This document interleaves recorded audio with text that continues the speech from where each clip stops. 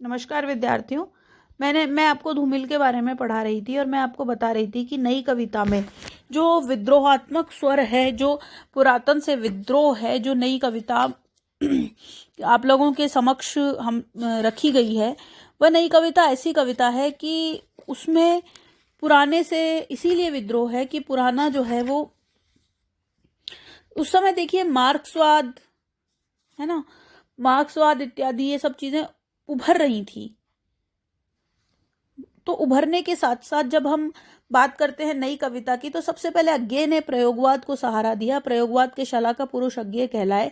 तो अज्ञे ने जब इस स्वर को वाणी दी और कहा, उपमान प्रतीक ये मैले हो गए हैं, देवता इन प्रतीकों से कर गए हैं कूच।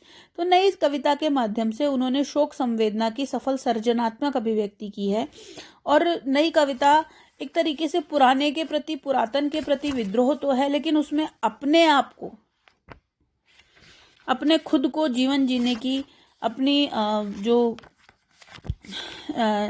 अपनी शैली है जीवन जीने की, उसकी अपनी शैली है। उसने अपनी शैली को इसमें प्रधानता दी है। और जो धूमिल है वो नई कविता के प्रतिनिधियात्मक स्वर है, जिनकी कविता हम मोचीराम कविता पढ़ रहे हैं।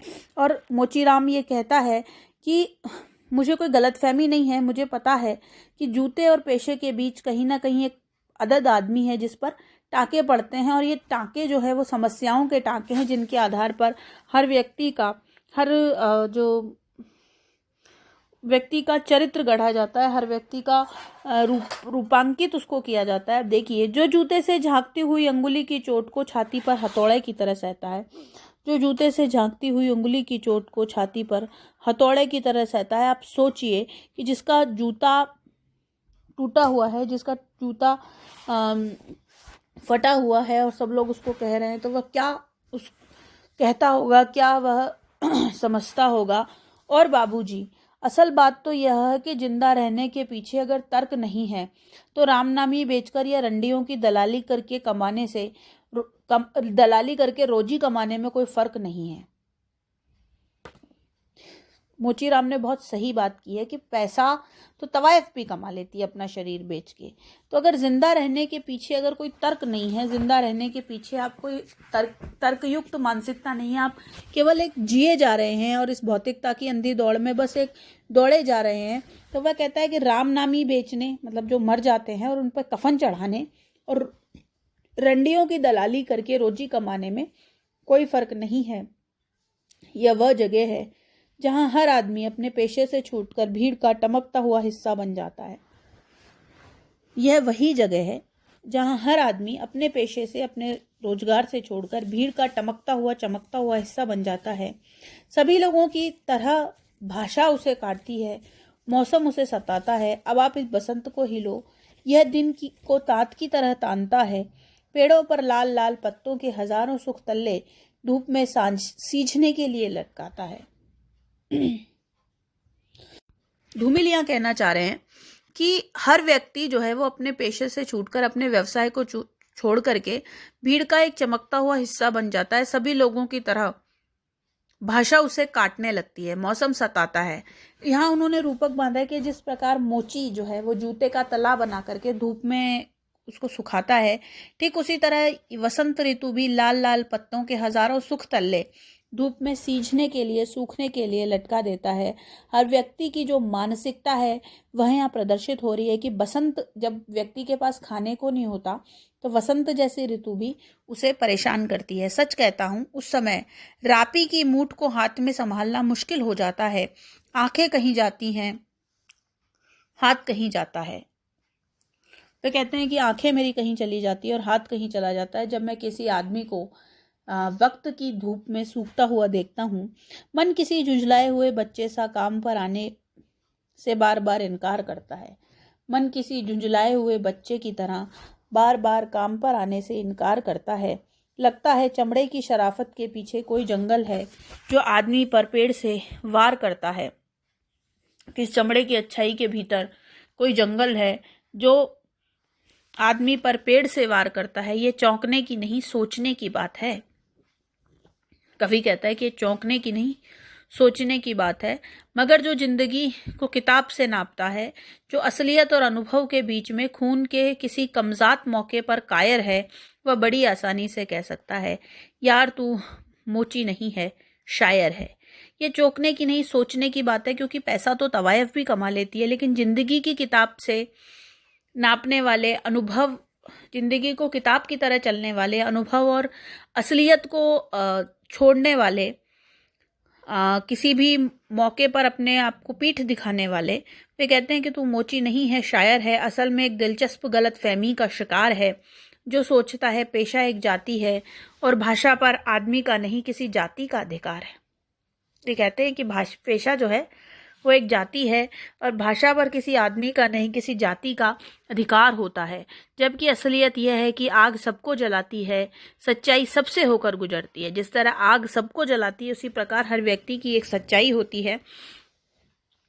कुछ हैं जिन्हें शब्द मिल चुके हैं, कुछ है जो आंखों के आगे अंधे हैं, कुछ हैं जिन्हें शब्दों की प्राप्ति हो चुकी है, कुछ हैं जो अक्षरों के आगे अंधे हैं, अर्थात वे पढ़ नहीं पाए हैं। वे हर अन्याय को चुपचाप सहते हैं, पेट की आग से डरते हैं, क्योंकि हर अन्याय को चुपचाप सहते हैं और गरीब हैं, पेट की आग से डरते हैं। जबकि मैं जानता हूं इनकार से भरी हुई एक चीख और एक समझदार चुप, दोनों का मतलब एक ही है। बहुत बड़ी बात कही है इस कवि ने कि इनकार से भरी हुई एक चीख और एक समझदार चुप, अर्थात इनकार करना और समझदार चुप हो जाना, दोनों का मतलब एक ही है। भविष्य गढ़ने में चुप और चीख अपनी जगह से एक ही किस्म से अपना अपना फर्ज अदा करती है। भविष्य गढ़ने में इनकार से भरी हुई चीख और समझदार चुप अपना अलग अलग किस्म से अपना अपना फर्ज अदा करती है, अपने आप को अलग अलग बनाती है। कवि धूमिल यहाँ कहना चाह रहे हैं कि चुप और चीख दोनों का मतलब एक ही है। किसी काम को करने के लिए चुप हो जाना, स्वीकारोक्ति दे देना, और चीख यानी कि इनकार कर देना, दोनों एक ही किस्म से अपना अपना फर्ज अदा करते हैं, अपनी अपनी बात मनवाते हैं। जो बात चुप्पी से नहीं मानी जाती वह चीख से मानी जाती है, और जो चीख से नहीं मानी जाती वह चुप्पी से मानी जाती है। यहाँ धूमिल कहना चाह रहे हैं कि हर व्यक्ति जो है वो अपने आप में एक अनूठा व्यक्तित्व है। कुछ जो ऐसे हैं जिन्हें जिंदगी को किताब से नापते हैं, कुछ ऐसे हैं जिनके लिए जिंदगी सिर्फ काले अक्षर की मानिंद है, और कुछ ऐसे हैं जो आग की तरह सच्चाई से जल बैठे हैं। वे हर अन्याय को चुपचाप सहते हैं। उनकी वाणी जो है वो मूक समर्थन करती है उन सब चीज़ों का, और मानती है कि मोचीराम कहता है कि मेरा मन नहीं करता काम करने का, क्योंकि चीख और चुप दोनों एक ही तरीके से अपना फर्ज अदा करते हैं। आप किसी भी बात को मनवाने के लिए कहाँ तक जा सकते हैं, या तो आप उसको चुप हो जाएंगे या आप चीखेंगे। दोनों ही अलग अलग किस्म से अपना फर्ज अदा करते हैं और अपना एक तरीके से कह सकते हैं कि अपना संविधान निर्माण करते हैं। हर व्यक्ति जो है वो दिलचस्प गलतफहमी का शिकार है।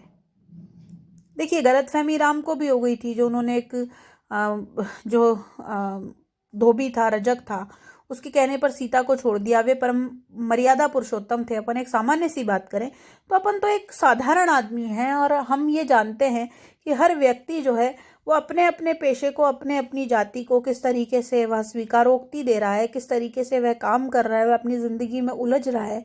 लेकिन मोचीराम कहता है कि हर व्यक्ति को इतना नहीं उलझना चाहिए, क्योंकि कमाई तो रंडी भी कर लेती है, कमाई तो तवायफ भी कर लेती है, और कमाई तो कफन बेच करके भी की जाती है। कमाई जो है वो इतनी बड़ी बात नहीं है ना।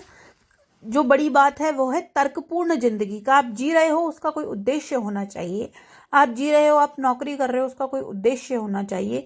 जिंदगी आपको इस तरीके से नहीं मिलती। जिंदगी आपको इस तरीके से मिलती है कि जब आप अपनी जो बात है, अपना जो हक है, उसको मनवाने की आप ताकत रखते हैं।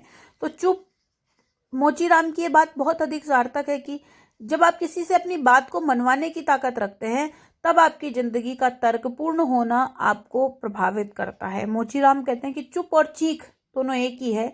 अगर आपने इनकार में किसी की चीख कर दी, और अगर आपने किसी को वह स्वीकारोक्ति दे दी, तो चुप और चीख का एक ही मतलब होता है, एक ही स्वीकारोक्ति होती है। चुप और चीख हमारे जिंदगी में मना और हाँ दोनों एक तरीके से ही हमें प्रभावित करती हैं। जब हम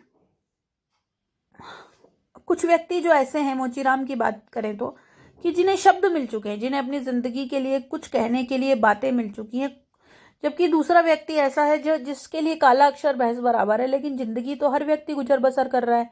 क्या अंतर है? अंतर है तर्कपूर्ण जिंदगी, अंतर है कुछ करने में, कुछ होने में, अंतर है लक्ष्य साधने में और लक्ष्य की प्राप्ति करने में। तो मैं आशा करती हूँ कि आपको ये नई कविता, मोचीराम कविता सुदामा पांडे धूमिल की, बहुत अच्छी लगी होगी। अब आप इसकी व्याख्या को करना सीख लीजिए। मैं आपको प्रश्नोत्तर दे दूंगी, जैसे मैं अन्य कविताओं को पढ़ाते हुए आपको प्रश्नोत्तर दे चुकी हूँ। इसके बाद हमारा सिर्फ एक ही चैप्टर, एक ही पार्ट रह जाएगा, वो है कवि सुमित्रा नंदन पंत का। अब हम सुमित्रा नंदन पंत के काव्य से अपनी बात की शुरुआत करेंगे।